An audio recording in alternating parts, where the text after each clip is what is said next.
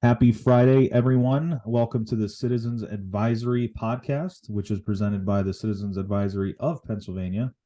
My name is Ben Herring. I'm the Vice President of the organization. And I'm Jess Stallnecker, Executive Director. And we are just so glad you're here. We're so glad that you are willing to listen to us and join us today. We want to tell you a little bit about who we are, what we do. This is our first ever podcast episode, although it's been in the works for a while. We're finally just ripping off the Band-Aid and getting right to it. And so we feel like this is so important that we put something out there that you can digest and take action on. So Ben, tell our listeners who we are and kind of our story and how we got started. Yeah, thanks, Jess. So we're a group of parents that are not happy with what is happening in the Commonwealth of Pennsylvania and even more so across the entire nation. But we can only start, you got to start from the ground level. So in our local regional area, we formed in 2020 when the pandemic occurred, the whole COVID lockdown situation. Like many other parents, we started to notice that what we believed for the longest time was happening in the public school system turned out to not fully be the case. A lot of concerns were, raised. A lot of parents started getting involved and exposing a lot of what was happening. And then, of course, in 2020, what was not happening, which was our children actually in classrooms. Right. So I was one of those parents that became activated at that time to try and understand exactly what was happening. I have children, so at the time one was a senior in high school and basically lost his entire senior year due to all the lockdowns and everything like that. And if they were justified and needed to occur, that's one thing. I think we're going to get into that as we talk over these episodes that they may Absolutely. not have been, as you know now in 2023. But anyways, I found other parents that were in the same kind of evolutionary phase as I was. We connected, we became friends. A lot of the folks that are on the board now. And in April of 2022, we decided to officially submit paperwork through the Commonwealth of Pennsylvania to become a 501c3, which we are now, just over 1 year old in that. And now we're actually putting pen to paper and making business decisions because we are now an actual organization, and you're going to hear a lot about that as well. Things that we are doing and things that we're putting into motion to make things really happen. Absolutely. Um, so just a little background on me. I just started at the end of January this year, and I, like Ben, a lot of things were exposed because of COVID in the school districts. And so I, like Ben, kind of got connected with this group of parents, and I was immediately attracted to the fact that they weren't just complaining about their school districts or, you know, um, just talking amongst themselves, but that they were taking action. And so I think that that's one of the things that you can definitely expect from our organization, is that we do take action. We'll get more into that, like Ben said, as we do future podcasts. But as far as this podcast is concerned, we talked about doing an episode every Friday. So you can expect that we will put out a new episode every single Friday. And if something comes up that is urgent in nature, we will certainly record more as necessary, so that we can keep you in the loop, because I think that's one of the things that we're at a little bit of a disadvantage with our media as it stands, our mainstream media as it stands. And so we feel as though we have to put this out there so that parents can be getting the truth.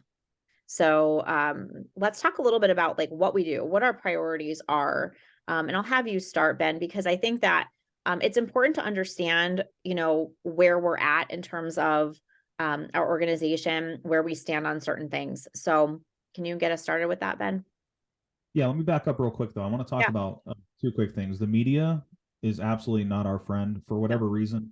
They're just antithetical to what we stand for. They don't apparently, through their writings and through their the opinions that you read in our local newspapers, you can tell that they have a very different understanding of parental rights than we do, apparently. And we could certainly talk about that.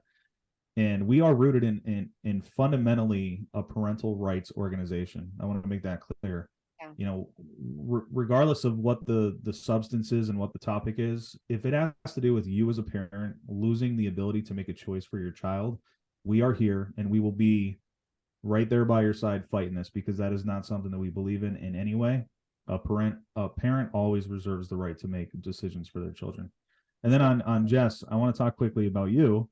So when you become an official organization, one of the things that we realized right off the bat was that when we opened up our website for citizens alerts and for folks to be able to reach out to us and connect with us. Now, remember, we're all volunteers.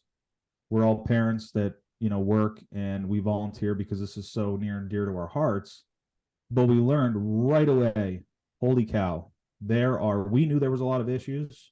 We even underestimated how many issues there are in the Commonwealth of Pennsylvania. So when we started to get inundated with emails and phone calls and people reaching out saying this is happening and this is happening, we knew right off the bat we needed somebody to basically run this organization full time. This is a full time thing, and it's only growing. As I quote my colleague, Miss Jeff Stallnecker, we will never be smaller than we are today, and I think that's absolutely true. And we started to think about what is the right fit for our executive director, and we couldn't have come up with a better choice than we made with Jess, because she has a background in education. She actually has a degree in biology, which is going to be important for what we talk about here in the future when it comes to the trans movement. And I'm thrilled that you're on board. I can't believe it's only been over 3 months. It feels like it's been a lot longer than that. It does. It does. But that's how many, issues that we're dealing with right now. So the media is not our friend. So that's why we're here. We're here because we're going to speak truth. We're going to bring receipts. We're going to show everybody what's really happening, not through the lens of some potentially partisan or activist type, news article that people might read. We're going to tell you the truth. And if you don't agree with us, so be it. But we're going to have the receipts to back up what we're saying. Absolutely. So with that being said, let's talk about what we do. What are our priorities?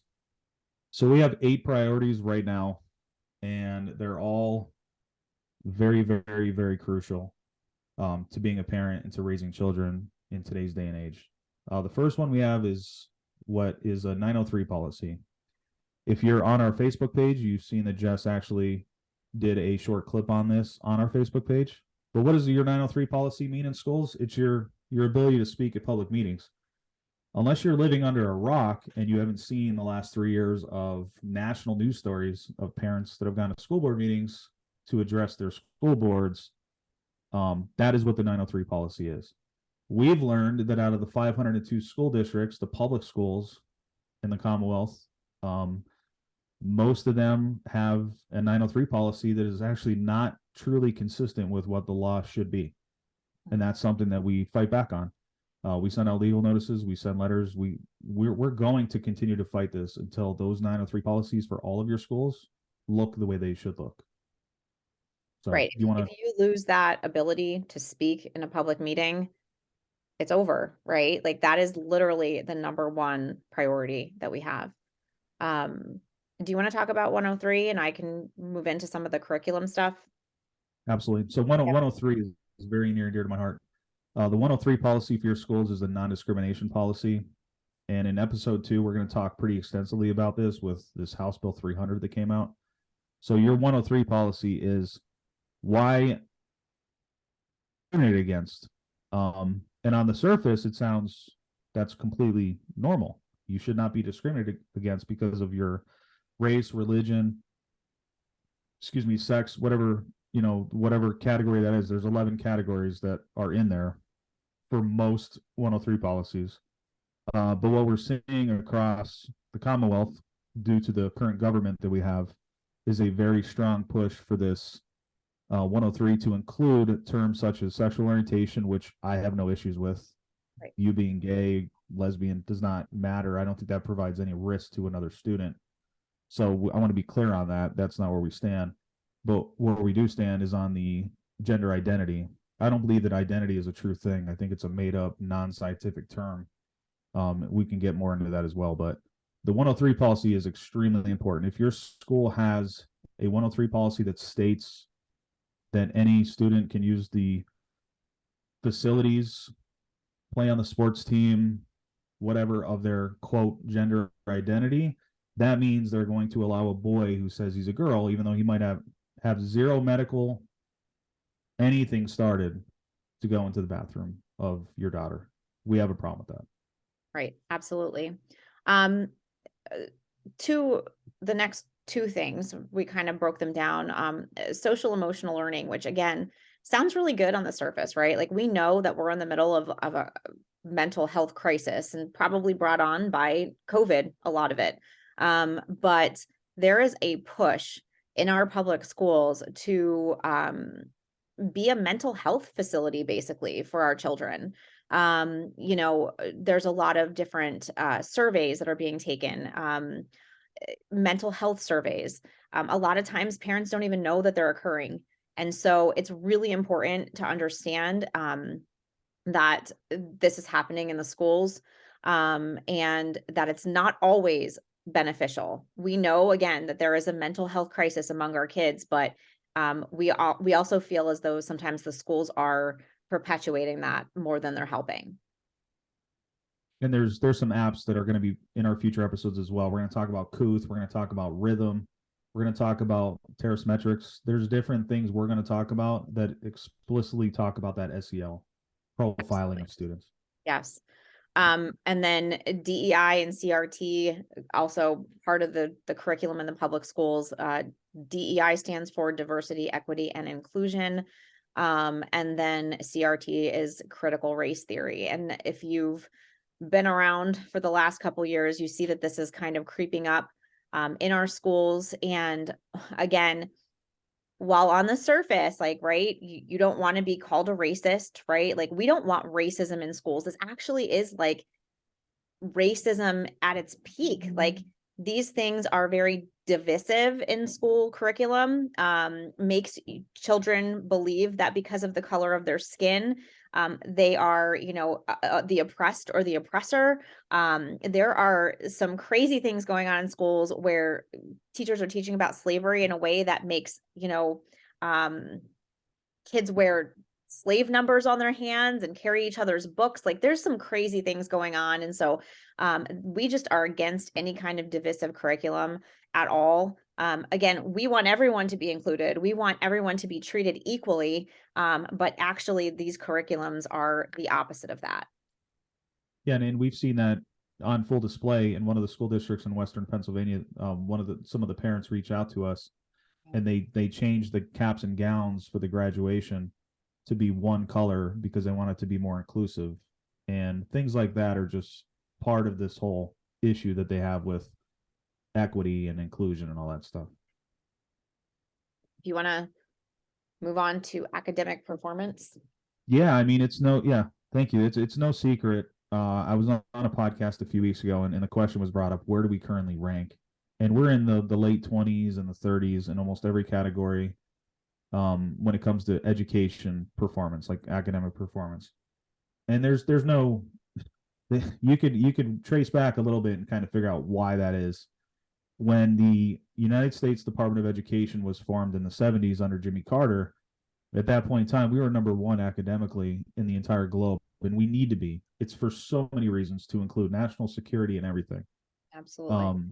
And when we continue to push garbage in these schools and things that are not needed and divisive material like you're talking about, where we concern ourselves more with somebody's pronouns than we do with actually can they do reading, writing, and math, that has an effect, and we're seeing that effect. And we have folks that are reaching out to us telling us firsthand accounts of what's happening with those effects. So we do monitor academic performance, and we actually have a scorecard system that we do, which will also be talked about in the future.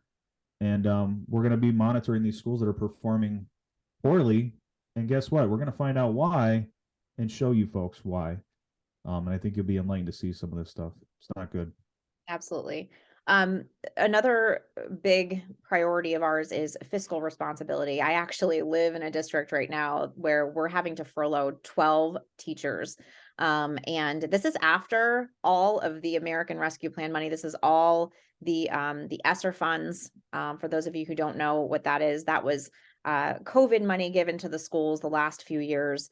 And even with all of those extra funds, we still are falling short in our budget. And so we think that it's really important to make sure that our tax dollars are going to our kids and not necessarily lining, the pockets of administrators and solicitors and things like that. So we are definitely paying attention to the financials of the districts across the across the Commonwealth as well.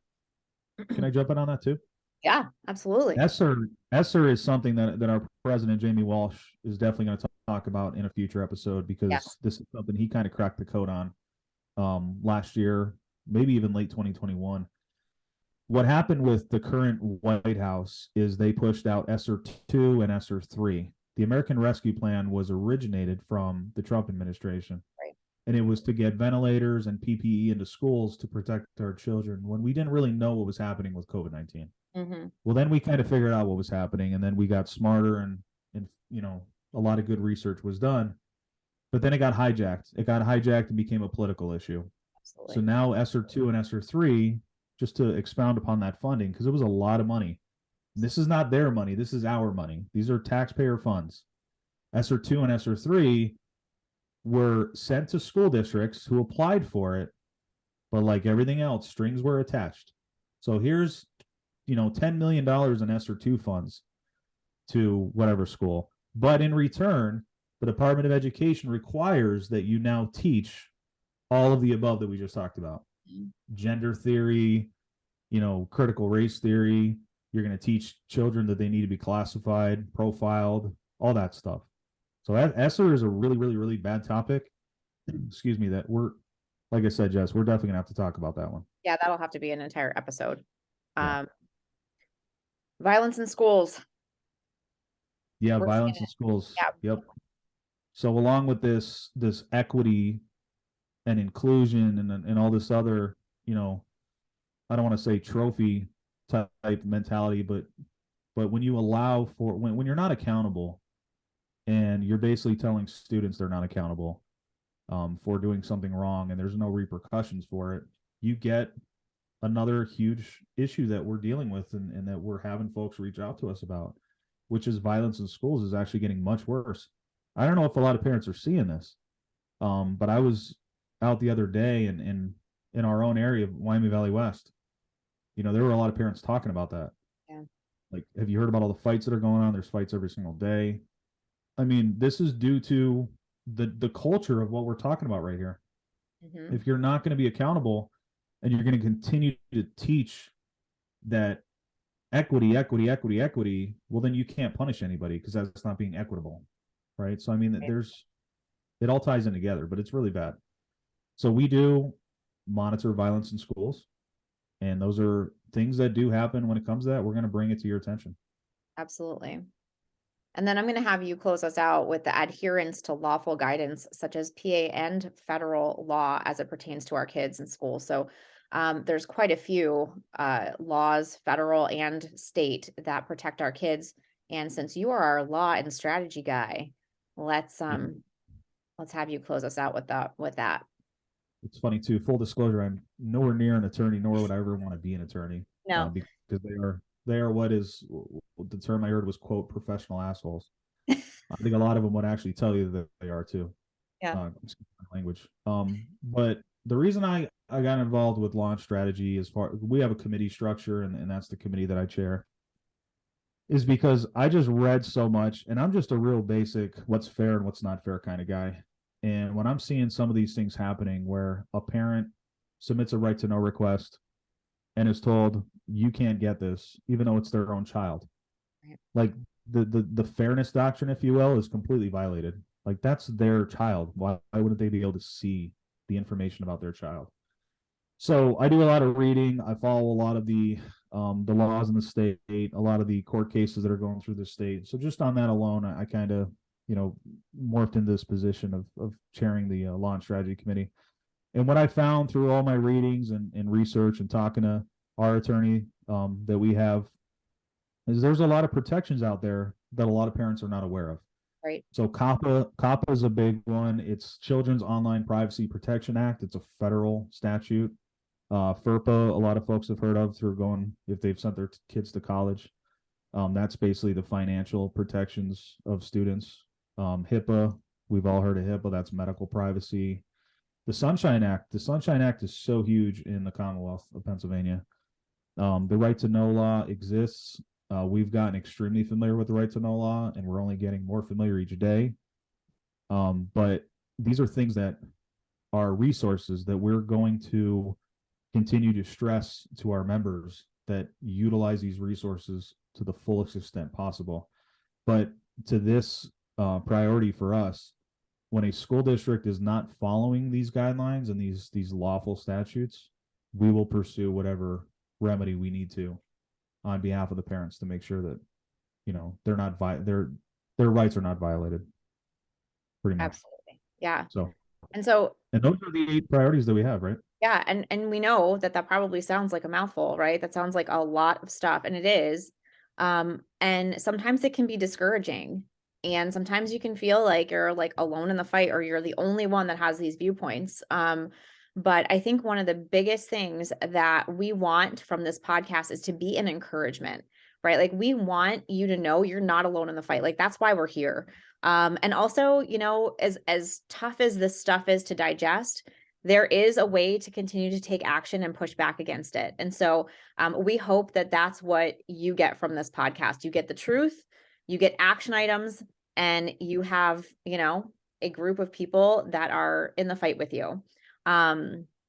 Do you want to close us out, Ben? I think that this is it, right? Like this is episode number 1. We hope you join us for episode number 2, which is going to be on House Bill 300, something that's very important. If you're not familiar, definitely listen to that episode. But I think that's it. That's a wrap for today. So why don't you close us out? And yeah, we hope you guys tune in. Yeah, so that's who we are. That's what we do. You've heard our priorities. If any of those priorities that we spoke about, you have an issue in your school that has to do with one of these, reach out to us. There's a chance we might have heard it before. There's a chance we might have already done something about it. And if we can replicate that to help you, we absolutely will. Absolutely. So we are on Facebook, Citizens Advisory of Pennsylvania. Our logo is there. We have our website, so you can contact us there. That's www.citizensadvisorypa.com. It's not of PA, it's just citizensadvisorypa.com. We're also on Twitter, Citizens Advisory Pennsylvania. Same thing. You'll see the same logo, so you know it's us.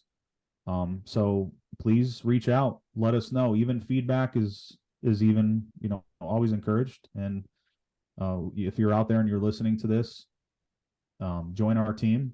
We need all the parents to join us. We need to make sure that the government does not act outside its bounds. The best way a society can fully function to its greatest extent is with citizens and the government all working together amicably, cohesively, for the betterment of our children, especially above all. So yes, we are the Citizens Advisory of Pennsylvania. This is the Citizens Advisory Podcast. Tune in to episode 2, as Jeff stated. We're going to talk about House Bill 300, which is here. And I think that's it, Jess. I think that's a wrap.